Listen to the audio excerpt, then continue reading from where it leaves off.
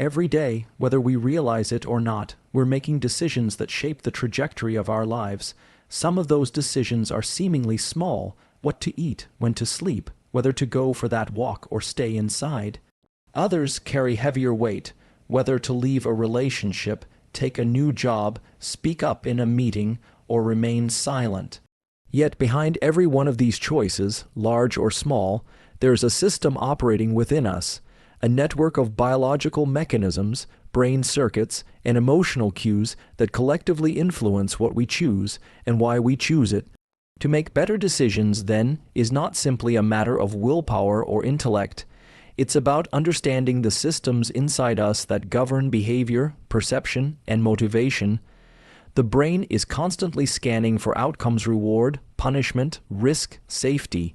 It weighs probabilities based on past experiences, emotional imprints, and internal physiological states. This means our decisions are often less about pure logic and more about how our brain interprets signals from both our internal world and the external environment. One of the most important things we can do to improve decision-making is to regulate our state before we try to solve a problem or make a critical choice. If you're agitated, sleep. Deprived, hungry, or flooded with adrenaline, your prefrontal cortex, the area of the brain responsible for executive function and long-term planning, isn't operating optimally. Instead, the limbic system, particularly the amygdala, begins to take over. The amygdala is fast, emotional, and reactive. It's excellent at keeping us alive in dangerous situations. But it's not the system you want in control when you're choosing between job offers or deciding how to navigate a complex relationship. So the first rule in making better decisions is, don't decide when dysregulated. That might mean delaying a decision by 5 minutes or by a full day, but the quality of your choices will directly correlate to the quality of your physiological and emotional state. There are concrete tools we can use to shift our state. One is deep, deliberate physiological sighs, 2 short inhales through the nose followed by a long exhale through the mouth. This activates the parasympathetic nervous system and helps bring you back into a calm, focused mode. Another is movement. Walking, especially in nature or even just around your environment, creates bilateral stimulation of the brain and improves clarity. Light exposure early in the day, particularly sunlight, helps regulate your circadian rhythm and supports better mental function. These practices, although simple, create the internal conditions needed for better cognitive processing and decision-making. Once you're in a regulated state, the next step is to bring awareness to the frame through which you're viewing the decision. Often, we view decisions through a narrow, fear-based lens: what might go wrong, what we could lose, how we might fail. This is a default setting in the brain. It evolved to keep us safe. But better decisions emerge when we can shift that frame to include not just risk, but opportunity, not just fear, but possibility. One effective way to do this is through visualization, but not the kind where you imagine everything going perfectly. Instead, visualize the possible outcomes, both good and bad. Mentally simulate each path. This recruits the hippocampus and prefrontal cortex, engaging memory and logic in tandem. As you imagine each outcome, notice what happens in your body. Are you tense, excited, uneasy, or calm? These somatic responses give important feedback. The body often knows what the conscious mind hasn't yet articulated. One of the most powerful aspects of human decision-making is our capacity for delayed gratification, the ability to choose something difficult now for a better outcome later. But this capacity doesn't operate in a vacuum. It's influenced by dopamine, a neuromodulator associated with motivation, reward, and effort. Contrary to popular belief, dopamine is not about pleasure, it's about drive. It pushes us toward what we believe will be meaningful. When we make decisions aligned with purpose, goals that stretch us but feel intrinsically worthwhile, we naturally generate more dopamine, which reinforces that choice and motivates further action. This is why understanding your values and aligning your choices with them is so critical. When your decisions are rooted in core values, whether that's integrity, growth, contribution, creativity, you activate internal reward systems that support long-term resilience. On the other hand, when decisions are made purely for short-term gains or external validation, The dopamine hit is short-lived and motivation diminishes quickly. So the question becomes not just what should I do, but what does this choice represent for who I want to become? Stress, fear, and uncertainty are constant variables in life, and they often muddy the waters of decision-making. In these moments, one of the most stabilizing practices is to bring focus back to what you can control. This narrows the field of attention, reduces overwhelm, and increases agency. We can't control outcomes, but we can control preparation, effort, mindset, and response. And when we anchor ourselves in those variables, we access a kind of mental clarity that isn't swayed by external chaos. There's also something to be said for the role of rest in better decisions. The brain continues to process information even when we're not consciously thinking about it. Sleep, in particular, plays a crucial role in consolidating memory and refining insights. Have you ever gone to sleep unsure about a problem and woken up with a clear sense of what to do? That's not magic, that's neurobiology. During deep sleep, and especially REM, the brain sorts through emotional data and reactivates key neural circuits. This is why, when in doubt, it often helps to pause, rest, and revisit a decision with a refreshed mind. One often overlooked but profoundly influential variable in decision-making is who you're around. Human beings are wired for social influence. Our mirror neurons activate in response to others, which means we absorb energy, tone, beliefs, and even biases from the people around us. If you're surrounded by individuals who panic, doubt, or procrastinate, it's likely you'll unconsciously mirror some of those behaviors. Conversely, being in environments where people are calm, curious, and action-oriented will subtly nudge you toward better choices. So it's worth examining, are your surroundings supportive of the kind of thinking and behavior that leads to wise decisions? It's also important to understand that not all decisions are equal. Some decisions are reversible. Others are not. Knowing which kind you're facing helps determine how much time and energy you should spend evaluating options. For high-stakes, irreversible decisions, it makes sense to engage in deeper analysis, seek input, and evaluate long-term consequences. But for low-stakes or reversible choices, overanalyzing can actually degrade decision quality by leading to analysis paralysis. In those cases, it's often better to make a decision quickly and learn from the outcome. There's a common misconception that better decision-making means always being right. But in fact, some of the best decision-makers in history are those who were willing to be wrong. They had a system for evaluating decisions, not just based on outcomes, but on process. Because sometimes you make the right decision and it leads to a bad outcome, and sometimes you make the wrong decision and it turns out fine. The goal isn't perfection, it's consistency. It's having a repeatable internal framework that balances logic, emotion, data, and intuition. Speaking of intuition, there's an interesting interplay between gut instinct and cognitive reasoning. Intuition is not some mystical force. It's a form of fast, pattern-based recognition rooted in past experience. The more experience and feedback you accumulate in a certain domain, the sharper your intuition becomes, but it must be paired with reflection. Otherwise, you're just reacting, not learning. One effective way to hone intuition is through journaling, not just about what decisions you made, but why you made them, how they felt, and what happened as a result. Over time, this builds a map of internal cues and external outcomes that sharpens your internal compass. There is also something powerful in the practice of deliberate discomfort. When we routinely expose ourselves to small amounts of voluntary challenge, cold exposure, fasting, hard conversations, we train the brain to tolerate uncertainty and stress. And since many decisions require stepping into the unknown, this capacity becomes incredibly valuable. You're no longer thrown off by discomfort, and instead, you learn to sit with it, gather more information, and respond from a place of awareness rather than fear.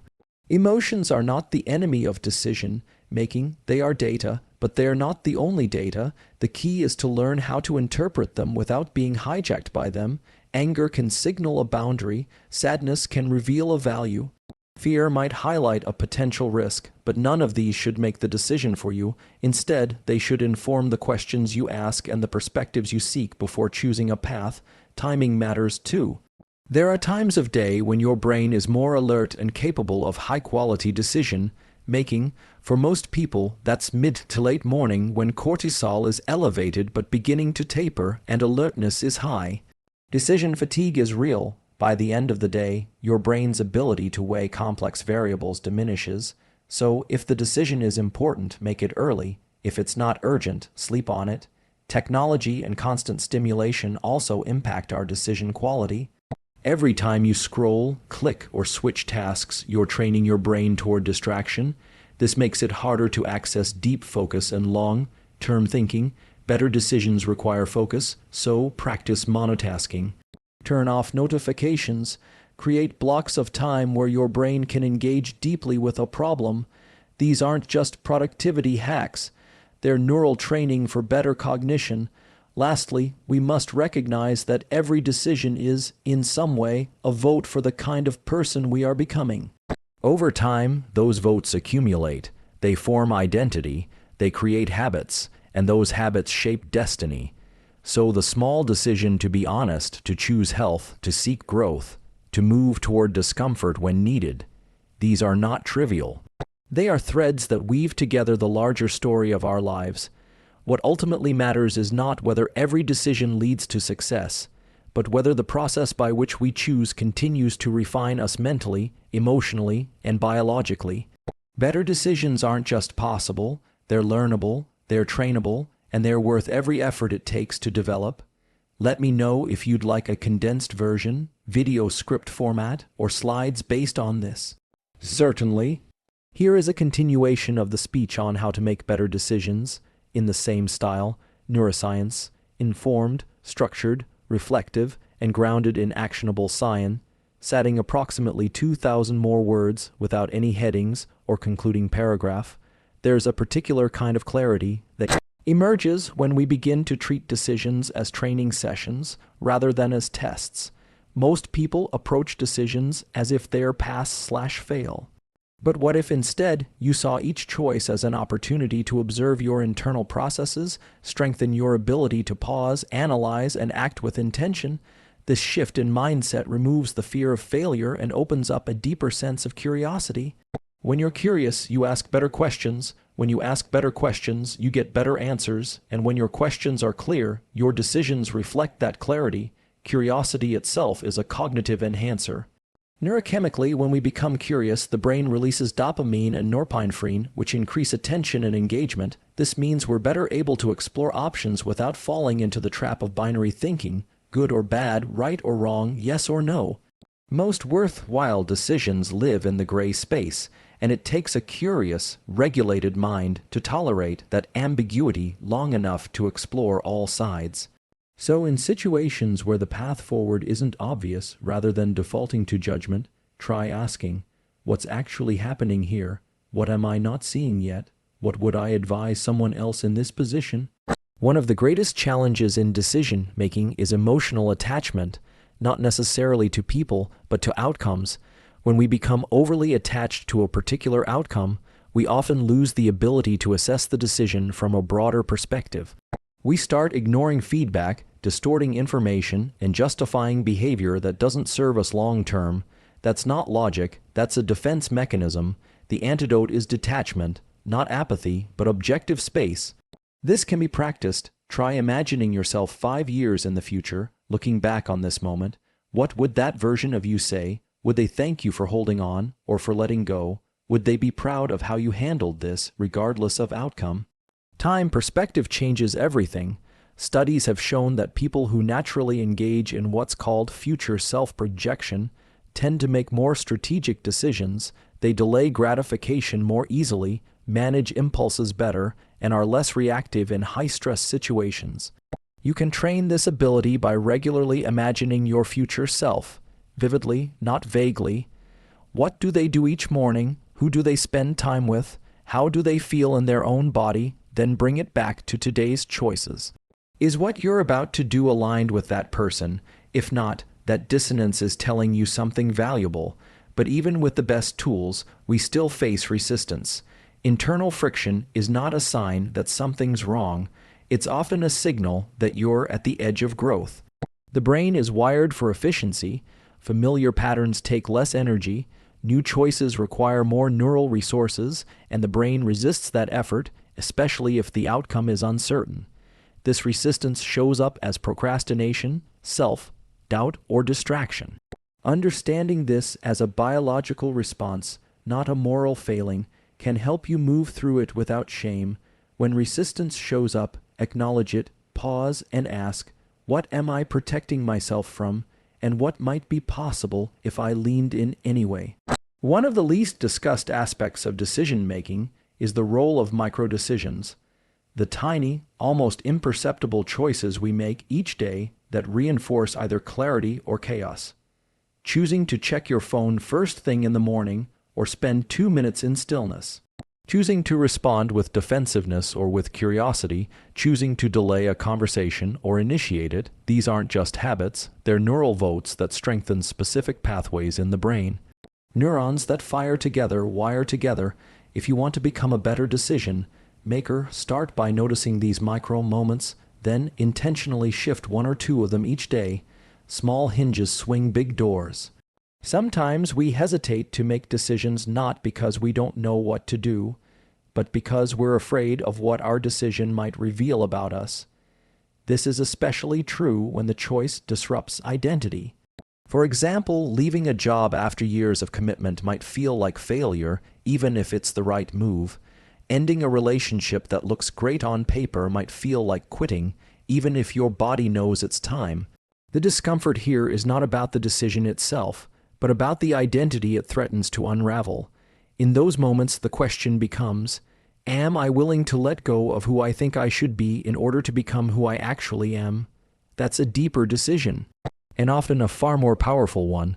The nervous system plays a foundational role in how we evaluate risk. When we feel safe, physiologically safe, not just logically, we access broader cognitive resources. The ventromedial prefrontal cortex, in particular, integrates emotional and cognitive data to help us make more nuanced judgments. But when we're in a chronically activated state, due to stress, trauma, sleep deprivation, or overstimulation, our risk tolerance shrinks. We either avoid all decisions or leap impulsively just to escape the tension. This is why nervous system regulation is not a luxury. It's a prerequisite for accurate risk assessment. Practices like breathwork, cold exposure, resistance training, and even simply grounding barefoot outside all help increase vagal tone and support a more resilient baseline. There's another tool often underutilized in the decision-making process, the body scan. This is not a metaphorical concept. It's a practice rooted in interoception, the brain's ability to sense the internal state of the body. When you sit in stillness and scan from head to toe, paying attention to areas of tension, contraction, or ease, you start to notice patterns. Sometimes, the decision you're trying to make is already being expressed physically: tight chest, clenched jaw, shallow breath. By bringing awareness to those sensations and allowing them space without judgment, you often create just enough room for clarity to emerge. Decision fatigue is real, and it's a biological phenomenon. The more decisions you make throughout the day, especially under pressure, the more depleted your brain becomes, glucose levels drop, executive function declines, emotional reactivity increases. This is why some of the most effective thinkers simplify their environments to reduce trivial decisions. Same outfit choices, preset meal routines, batch scheduling. The goal isn't rigidity. It's conservation of cognitive energy for choices that actually matter. If you're constantly scattered, it's not because you lack discipline, it's likely because your cognitive load is too high. Simplify, and clarity follows. It's also important to understand how memory biases distort our view of reality and influence decisions. For example, the recency effect causes us to give undue weight to the most recent information, while the negativity bias means we're more likely to remember and act on painful experiences. These are not flaws. They're adaptive mechanisms the brain evolved to increase survival. But in modern life, they can lead to overly cautious, fear-driven decisions that don't align with actual present conditions. One way to counter this is to gather data over time, keep records, track outcomes. When you see patterns across weeks or months, you override emotional reactivity with longitudinal truth. Another powerful practice is what's often referred to as cognitive distancing. When you're emotionally entangled in a decision, try explaining the situation as if you were describing someone else's life. Literally use third-person language. Say, she's deciding whether to stay or go, instead of I'm trying to figure this out. This shifts the brain out of self-referential mode and into observational mode, activating different neural circuits that are better equipped for impartial analysis. It may sound strange, but the separation creates clarity. When weighing options, consider the principle of opportunity cost, not just in terms of money or time, but in terms of energy, relationships, and well-being. Every yes is a no to something else.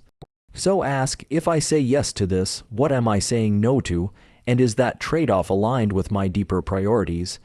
This lens reframes choices from isolated decisions to interconnected systems, and systems thinking, especially when applied consistently, leads to higher-order decision-making. Sometimes clarity doesn't come until after action is taken. This is why experimentation is so powerful. Try something small, take a microstep, send the email, start the conversation, walk into the space. Then assess. The nervous system learns through feedback. Your brain is designed to adapt to lived experience more than imagined scenarios, and often, what feels ambiguous in thought becomes crystal clear in action. You don't need the whole staircase, just the next step. There is also an emotional skill that greatly enhances decision quality, self-compassion. This is not softness, it's neurological flexibility. When you learn to treat yourself with compassion, especially after a mistake, you activate brain regions associated with learning and emotional regulation. You actually become more adaptable, less reactive, and more open to feedback. Shame, by contrast, shuts down the prefrontal cortex and traps you in repetitive patterns. So if you're committed to becoming a better decision maker, start by letting go of the need to always be right. Instead, aim to be responsive, reflective, and real. Lastly, it's essential to recognize that some decisions will never feel easy. Some will hurt, no matter how carefully you analyze them. Some will require the ending of something once familiar. Some will ask you to move forward without closure. That doesn't mean it's the wrong decision. It means you're human. The brain doesn't always want what's best for you. It wants what's familiar. And choosing growth often means saying goodbye to familiarity. But with every difficult choice made from a grounded, intentional place, you reinforce a new pattern, one of trust, one of expansion, one of self-leadership, and that, over time, becomes the foundation not just of better decisions, but of a better life. Let me know if you'd like this adapted into an audiobook script, turned into a course module outline, or broken down into short-form content for social media. Certainly. Here's the continuation of the speech, adding approximately another 2,000 words in the same neuroscience, informed, deliberate, and psychologically grounded tone. The speech remains free of headings and does not include a concluding paragraph. Most people misunderstand what clarity feels like. They think it's this sudden wave of certainty, an aha moment so obvious and clean that all doubt disappears. But in reality, clarity often begins as a whisper, not a shout. It starts with subtle distinctions in your emotional tone, small shifts in the way you respond to a choice when you're not performing for others or avoiding discomfort, and this is why stillness matters so much. Not just silence, but stillness in your internal environment. In that quiet space, the signal becomes stronger than the noise, and in that state, the decisions you make are far more aligned with your deeper values and long-term vision, not your immediate emotions. Neuroscientific research shows us that the brain's default mode network, the part of the brain associated with self-reflection and imagination, is most active when we're not directly focused on anything. It kicks in when we're walking alone, resting, or just sitting without stimulation. That's when patterns emerge, connections form, and long-term thinking becomes accessible. Most of us are so chronically stimulated that we rarely allow this network to operate optimally. So, one of the most effective ways to become a better decision maker is simply to give your brain more unscheduled space, No podcast, no scrolling, no multitasking, just time to let the mind wander with purpose. What surfaces during those moments is often the truth you've been trying to force your way into. And that truth isn't always rational. It might not match the spreadsheet. It might not follow the pros and cons list. But your body holds data. Your intuition is often a rapid-fire pattern recognition system built from years of accumulated experiences. If you've been paying attention to your life, if you've learned from your past, your gut instinct isn't random. It's a real-time feedback loop pulling from a deep well of subconscious information. The key is learning to differentiate between fear-based instincts and wisdom-based intuition. One contracts you, the other expands you. Fear whispers, "What if you fail?" Intuition asks, "What if you finally live?" To do this effectively, emotional granularity becomes critical. It's not enough to say, "I feel bad" or "I feel good" about a decision. You have to get specific. Is it anxiety or anticipation? Is it dread or discernment? Is it grief or relief? The more accurately you can name your emotional state, the more clearly you can trace its origin. And the better you get at tracing your internal reactions, the more reliable your emotional compass becomes. This level of internal literacy, this ability to identify, articulate, and hold space for your emotional responses without judgment, is a cornerstone of high-quality decision-making. There's another dynamic that deserves attention, and that's the impact of social conformity. The human brain is wired to seek belonging. Its ancient circuitry, deeply encoded. So even when we believe we're making decisions independently, a lot of our reasoning is shaped by what we think others expect of us. Peer pressure isn't just for teenagers. It shows up in your career path, in the way you parent, in the risks you avoid taking simply because they don't fit the story other people are telling about you. To counteract this bias, practice asking yourself, if no one knew I made this choice, if there was no applause, no criticism, no feedback, what would I do? That's often where your real answer lies, and we must talk about regret, because it's one of the greatest barriers to action.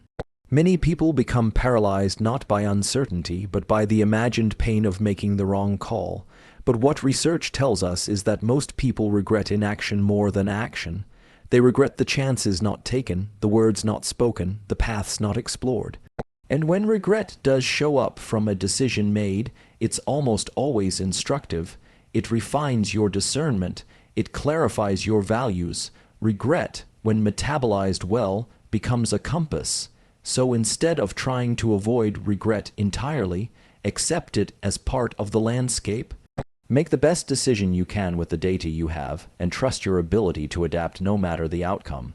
Adaptability is not a personality trait. It's a trainable skill, rooted in cognitive flexibility and nervous system regulation. Every time you face a new situation and stay engaged rather than shutting down, you increase your brain's capacity to handle complexity.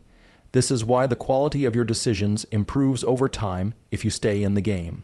You gather feedback, you build patterns, you learn what matters, so don't aim for perfect decisions. Aim for honest ones, and once you've made them, let go of the obsession with permanent certainty. Certainty is a reward, not a prerequisite. It shows up after action, not before. You also want to pay attention to how you narrate your past decisions. Language shapes neural wiring. If you constantly frame your past choices as mistakes or failures, you're wiring your brain for shame and hypervigilance. But if you reframe them as lessons, as iterations in a process of becoming, you wire for resilience. That doesn't mean you avoid responsibility. It means you tell the truth without adding suffering. You say, that decision didn't work out, and here's what I learned. Rather than I never should have done that, one creates movement, the other creates stagnation. Be careful with your words. Your brain is always listening. Another tool worth developing is the skill of mental contrasting. This involves holding both your ideal outcome and the potential obstacles in your mind at the same time. Not just positive thinking and not just worst-case scenario planning, but the integration of both. This dual awareness engages both the prefrontal cortex and the limbic system, helping you stay grounded while staying hopeful. Studies show that people who use mental contrasting are more motivated and more accurate in predicting their own future behavior.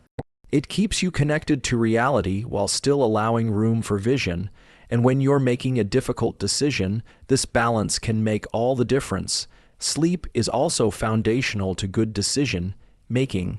Chronic sleep deprivation impairs working memory, reduces impulse control, and increases emotional reactivity. When you're tired, your brain defaults to habit rather than strategy. It chooses short-term comfort over long-term gain. So if you're facing a major decision and you haven't slept well, pause.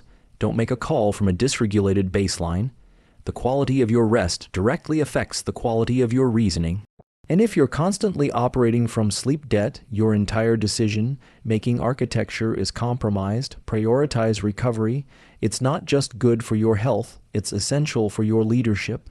Nutrition and hydration matter as well. Glucose stability, micronutrient availability, and gut health all influence neurotransmitter function and brain energy. Decision-making isn't just a mental process. It's a biological one. Your brain accounts for only about 2% of your body's weight, but it uses over 20% of your energy. What you feed it literally affects how it processes choices. Stable blood sugar, consistent hydration, omega-3 fatty acids, and adequate protein intake all support cognitive clarity. These might sound like lifestyle tips, but they're actually foundational protocols. If you want to think better, choose better, and respond better, you need to fuel the system properly. Relationships also impact decision-making more than most people realize. When you're surrounded by people who reflect your values and challenge your assumptions with respect, your decision-making sharpens. But when you're entangled with individuals who project fear, judgment, or insecurity onto your choices, your internal clarity becomes clouded. So, audit your proximity. Who do you go to when you're unsure? Who asks you better questions instead of just offering advice? Who honors your process instead of pressuring you to match theirs? The people you consult during decision-making shape your trajectory. Choose your sounding boards wisely, and sometimes you don't need advice, you need space to think. In our culture, we've overglorified talking things through and undervalued the power of being alone with a thought long enough to let it unfold. Journaling is a powerful tool for this. When you write longhand, slowly, intentionally, you access different parts of the brain than when you speak or type. You engage your reflective networks. You slow your thoughts to the speed of language. And in that slowness, depth emerges. What starts as a scattered mess of worries can, over time, become a single, clear direction, but you have to stay with it. You have to trust the process enough to not rush toward answers. Sometimes the most important decision you'll make is not whether to say yes or no, but when to decide. Timing matters. There are seasons when you're meant to act quickly and seasons when you're meant to wait. And learning to sense that difference, not from fear or procrastination, but from true inner timing, is a form of mastery. The body often knows. You can feel the difference between rushing from discomfort and moving from readiness. That's the space where wisdom grows. You start to trust the pause. You start to respect the delay. And then, when it's time, you move with clarity, not because you're certain, but because you're aligned. All of this leads to one central truth. Decision-making is not an isolated skill. It is the expression of your entire internal ecosystem. Your nervous system regulation, your emotional literacy, your cognitive flexibility, your sense of identity, your energy state, and your relationship to uncertainty. It's not something you fix in one moment, it's something you train over a lifetime, and the more intentional you are with your daily practices, the more trustworthy your choices become, not because they guarantee success, but because they reflect depth, alignment, and integrity. And that, ultimately, is what creates a life you can stand behind. Let me know if you want this transformed into a full-length talk, published format, or adapted into an online course structure. Here is a conclusion to complete the speech in the same calm neuroscience, informed and introspective tone. So when it comes down to it, better decisions aren't about being perfect or never making mistakes. They're about building a system inside yourself that can tolerate complexity, that can sit with discomfort, and that can recognize when your internal environment is misaligned with your external choices. It's about creating the conditions for clarity, physiologically, emotionally, and cognitively, so that when life presents you with a fork in the road, you're not guessing in the dark, you're grounded, you're present. You're able to respond, not just react, and over time, the sum of those grounded responses becomes the architecture of a life that reflects your values, not just your fears. That's the real power of learning how to make better decisions. Not just to improve outcomes, but to become the kind of person who can stand by their choices, even when the path ahead is uncertain, because it's not certainty that makes you strong, it's alignment, it's awareness. And it's the willingness to choose anyway